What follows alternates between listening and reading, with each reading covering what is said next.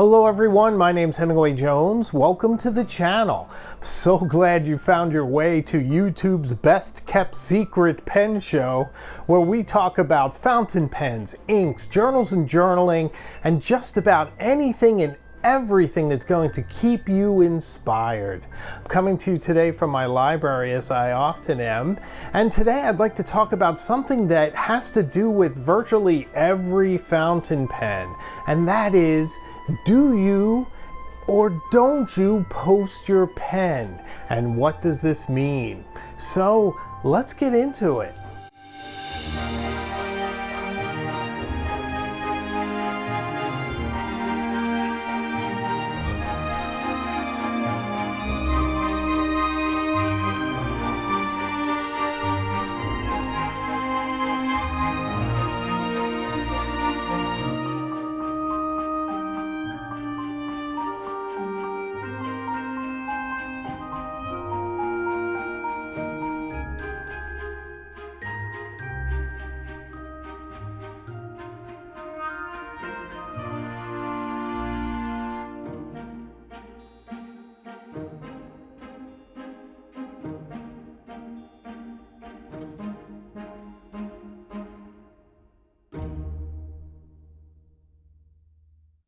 Let's pause for a quick pen check.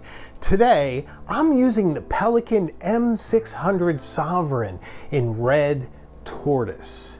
This is an absolutely beautiful pen, and the reason I'm using it is that I'm just coming off using the M200, and it was so much fun that I decided to sort of upgrade to its prettier but very similar older sibling.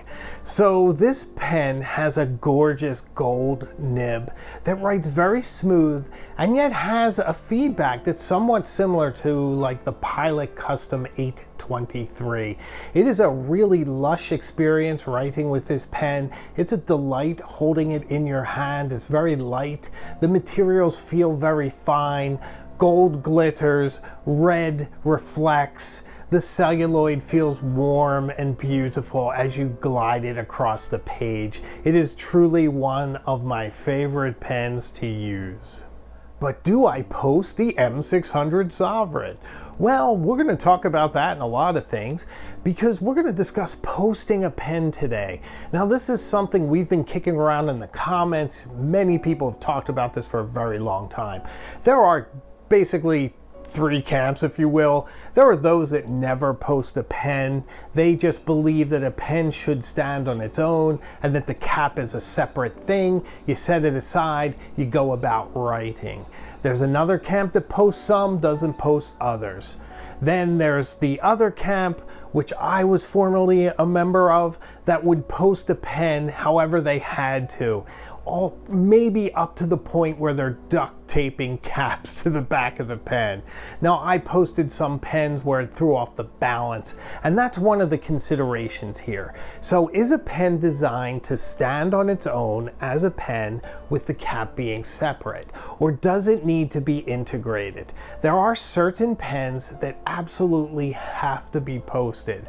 I'm looking at you, Pilot E95S. If that thing isn't posted, you're probably gripping it with your thumb and two fingers because it is so wee, that pen. Also, the Kaweco Sports. All of those are rather small. They need the cap on the back to give them some balance and presence, and then they're a much more comfortable and interesting writing experience. The Kaweco Lilliput would be nothing if you didn't post it. That's designed to break down in your pocket. Or something like the Schoen Design Pocket 6 with that number 6 nib that fits in your pocket, but it becomes much more comfortable once you screw on the cap onto the back. Then it becomes an integrated and whole pen that's a joy to write with. Then there are those pens that shouldn't be posted, and I'm thinking about something like the Ferris Wheel Press brush pen, where the cap could slide onto the back, but if you do that, it's going to scratch in a very noticeable ring. It would be a shame because they have gorgeous finishes. Another pen very similar is the Cartier Diablo. That pen is designed not to be posted. It's a rather heavy pen. It has a brass center and the brass inside the cap will also scratch the finish of the pen. Now, personally, that pen feels a little light and a little strange not being posted to me. However, I can understand if you don't want scratches on your pen that you should respect these certain boundaries about not posting.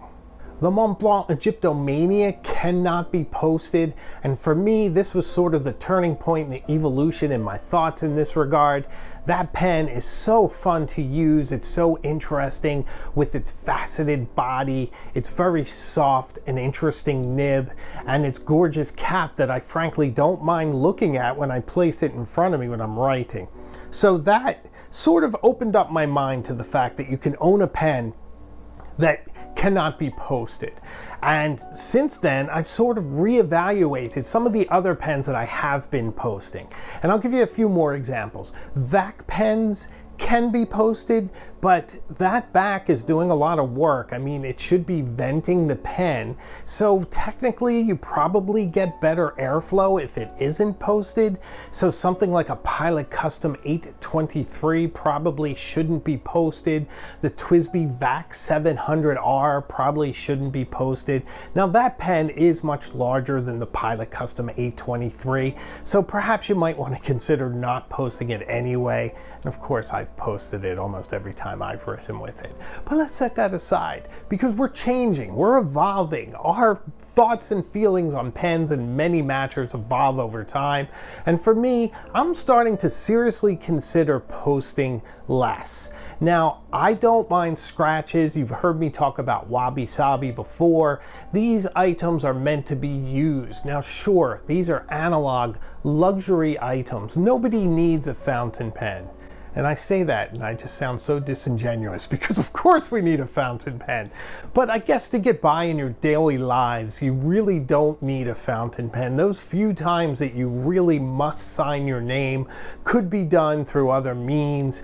However, we choose to write. We love the benefits that writing gives us, the fact that it connects our motor skills with our mind and our imagination, makes us more creative, makes us more open. It is a way to journal and have these gorgeous books that are filled with our thoughts and our handwriting, and you can see some quality of our emotional state through how our writing was, or if we were on a train and we have a shaky hand, or if we were sitting at a desk and we have a very beautiful hand.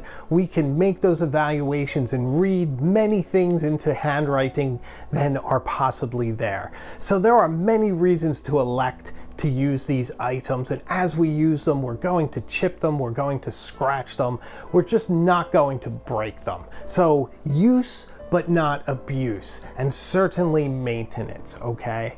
So part of it though is taking the cap off and maybe seeing if a pen works on its own balance-wise, and not to sort of habitually stick that cap on the back of the pen and throw off the balance and maybe make it even more difficult to write than it needs to be. No one wants to wrestle with a really heavy pen, and then you're making it that much more heavy by adding 2-3 more inches to the back, and your hand is the fulcrum, but your hand is actually performing the mechanical task of writing. So it becomes even tougher, and there's really no reason for it in many cases. And I'm thinking about the TWSBI 580, which is quite a long, heavy pen for a TWSBI. Do you really need to stick that cap, which even makes it longer and more heavy, and then gives it that sort of back heaviness that wants to lift your nib off the page, and you have to fight against those opposing physical forces? It is something to seriously consider. So for many pens, this isn't even a problem. Think about the Mont Blanc 149. That thing posts no problem, no scratches from the cap. And the Schaefer Legacy, the same thing. It's shiny chrome, it posts rather easily. Some pens have cushioning within the cap. that make it such that it posts without an issue. The cross apogee has nice cushioning that makes it easy to post. The Jinhao 450 as well, although sometimes that gets a little cantankerous and almost spits it out. There are other pens that are just super easy to post. The Lamy Safari's no problem, and the Diplomat Aero just posts very smoothly and easily. So what are the downsides to not posting a pen if it has a separate cap? Well, there are circumstances where you could lose that cap. It could fall down a drain or in between something that you can't pry apart, so you should consider your surroundings, certainly. And along those same lines, you can drop it and do some damage to it, although you can also damage some caps even in the act of posting if you do it too exuberantly. But you should definitely treat caps with care. Some of the delicate celluloid, and especially the vintage caps, if they fall on the ground, sometimes it just takes one good shock and it's all over. So you definitely have to exercise some care there.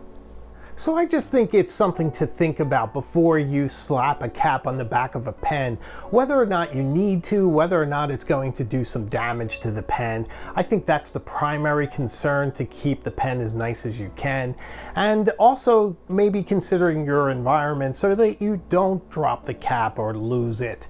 So those two considerations, if you're sitting at your roll-up desk at home and you're writing some correspondence, perhaps you want to try setting the cap in a safe place beside you while you write, and maybe that pen will feel even more balanced, maybe lighter and sleeker, and make the activity of writing that much more enjoyable, the nib feeling that much more smooth because you don't have to fight against the opposing forces to keep the nib down, and maybe it just makes writing overall more interesting and enjoyable. So for me, I'm going to consider it with many pens. I'm probably not going to post my TWSBI VAC anymore, and certainly not my brush pen nor my Egyptomania, which I cannot post no matter how hard I try.